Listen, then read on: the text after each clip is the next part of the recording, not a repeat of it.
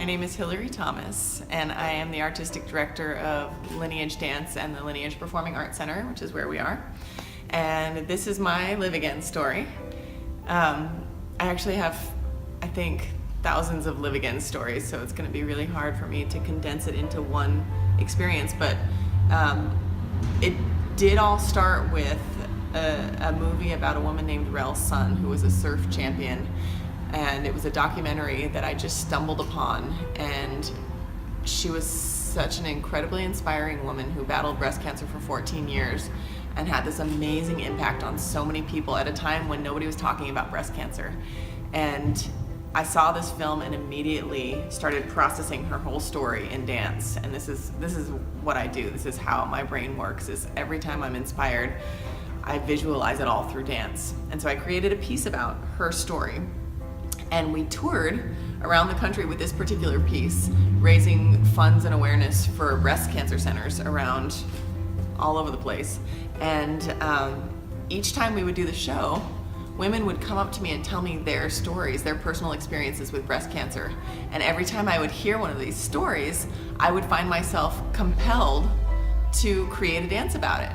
And this just kept on happening. We created an entire show called Healing Blue, which was about telling the stories of breast cancer survivors and the dances that, as a result, I had created about hearing their stories. And what has been so incredible about this particular show, we premiered it in 2005 at the Pasadena Civic Auditorium, and we have been doing it ever since, all over the country. And the stories keep evolving, and that's what's so neat, is that this is kind of a living, breathing show. And now we've got probably about 50 different stories that we can draw from as we do the show, and it keeps on growing. We were just in Missoula, Montana, and added 2 more stories from local women. And when we travel to a space, we talk with local women and we include their stories as well. And it has been so humbling to be able to tell people's stories through dance, because I don't want to be presumptuous and think that I can in any way understand what somebody else is going through. But I can tell you what my experience is when I'm hearing their stories, and I share that with you. And it has been so wonderful to get a chance to work with women and have them really open themselves up in ways that I'm not sure they were prepared to, and create this movement out of their stories, and then get a chance to give the gift of that dance back to them. And many times I've heard them say that being able to watch their stories danced has given them this sort of visceral way to process their cancer experience that they haven't been able to access through words or writing or really just conversations about their story.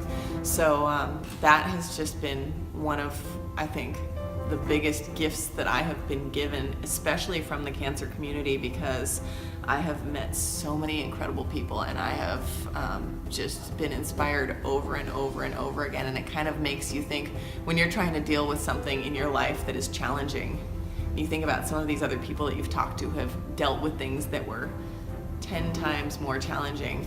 It makes everything feel manageable.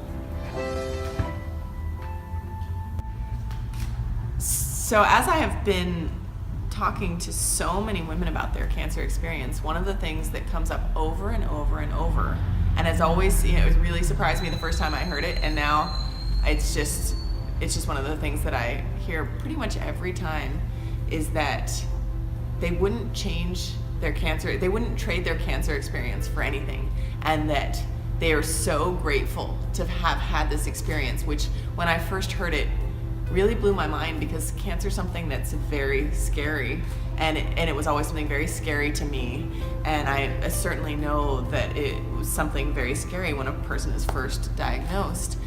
And so to be able to hear that over and over makes cancer a little bit less scary to me. And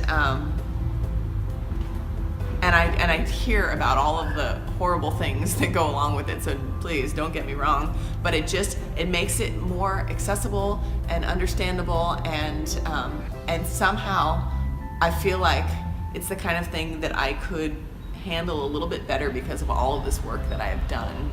And cancer's a part of our lives. You know, we all know somebody who has been dealing with cancer, who has dealt with cancer, and so to have that understanding of it being this really wonderful thing in people's lives was kind of my big transformative moment, and that is my Live Again story.